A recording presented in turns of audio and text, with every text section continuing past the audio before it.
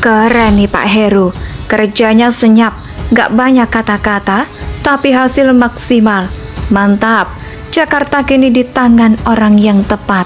Pak Heru kan lama sekali sejak jadi wali kota di DKI, kemudian waktu memegang Badan Keuangan, saya tahu betul rekam jejak, cara bekerja, kapasitas, kemampuan, saya tahu semuanya. Dan komunikasinya sangat baik dengan siapapun, sehingga kita harapkan nanti ada percepatan. Kemarin saya sudah sampaikan kepada Pak Heru, utamanya persoalan utama di DKI Jakarta. Macet, banjir, harus ada progres perkembangan yang signifikan.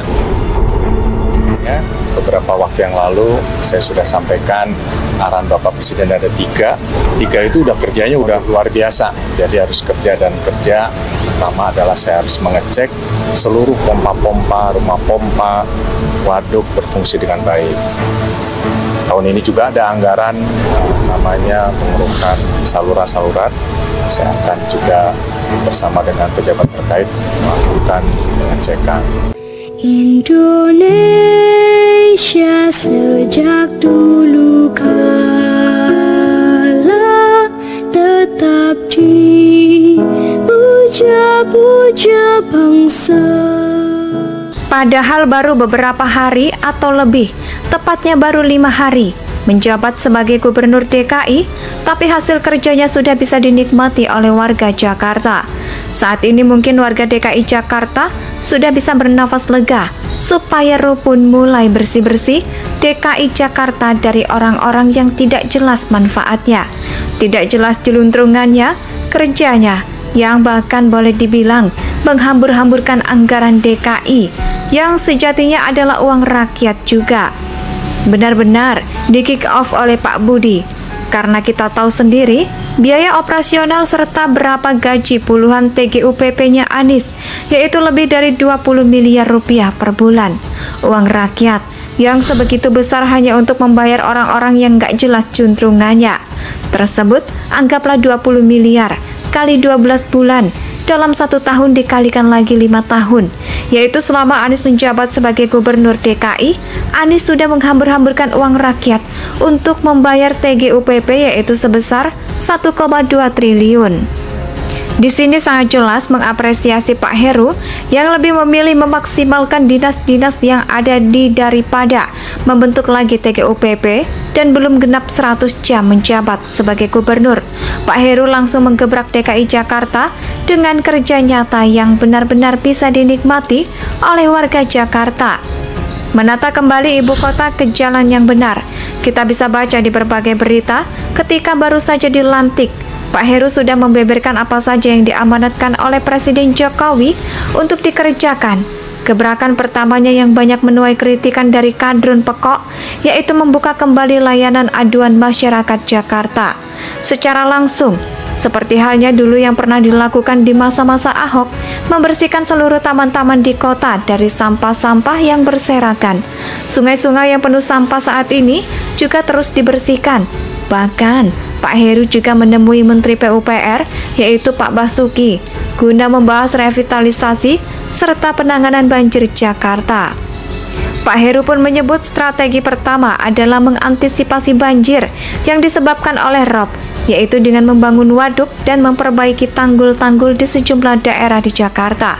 Strategi kedua yaitu mensiasati banjir yang disebabkan oleh hujan yang menurut gubernur sebelumnya, hujan di Jakarta turun secara bersamaan, tidak setetes demi setetes.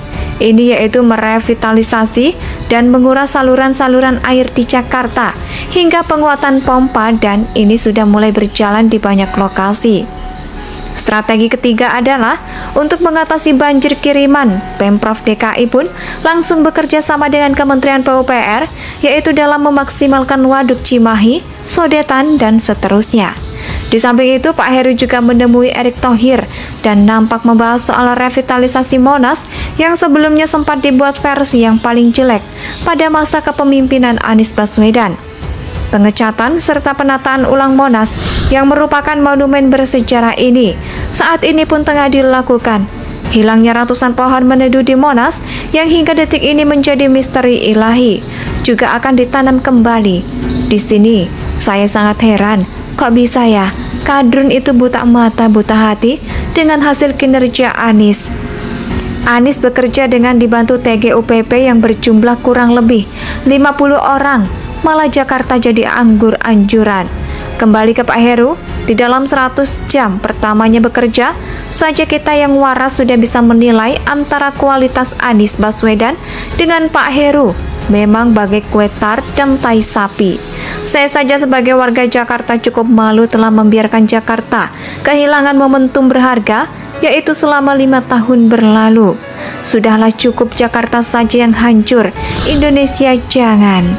Padahal baru beberapa hari atau lebih, tepatnya baru 5 hari, menjabat sebagai gubernur DKI, tapi hasil kerjanya sudah bisa dinikmati oleh warga Jakarta. Saat ini mungkin warga DKI Jakarta sudah bisa bernafas lega, supaya rupun mulai bersih-bersih DKI Jakarta dari orang-orang yang tidak jelas manfaatnya, tidak jelas jeluntrungannya, kerjanya, yang bahkan boleh dibilang menghambur-hamburkan anggaran DKI, yang sejatinya adalah uang rakyat juga.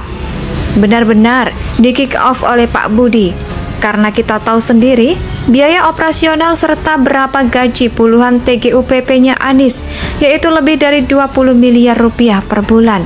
Uang rakyat yang sebegitu besar hanya untuk membayar orang-orang yang gak jelas juntrungannya.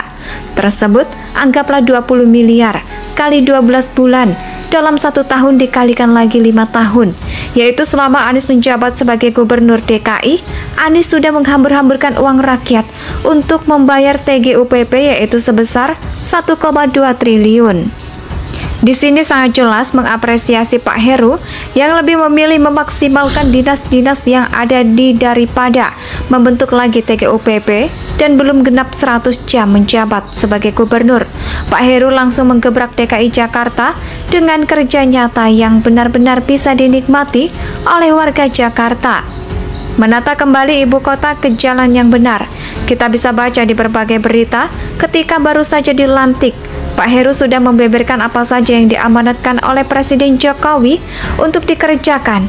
Gebrakan pertamanya yang banyak menuai kritikan dari kadrun pekok, yaitu membuka kembali layanan aduan masyarakat Jakarta secara langsung, seperti halnya dulu yang pernah dilakukan di masa-masa Ahok, membersihkan seluruh taman-taman di kota dari sampah-sampah yang berserakan.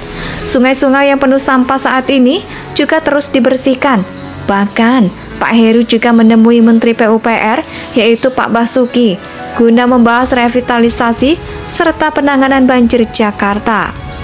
Pak Heru pun menyebut strategi pertama adalah mengantisipasi banjir yang disebabkan oleh rob, yaitu dengan membangun waduk dan memperbaiki tanggul-tanggul di sejumlah daerah di Jakarta.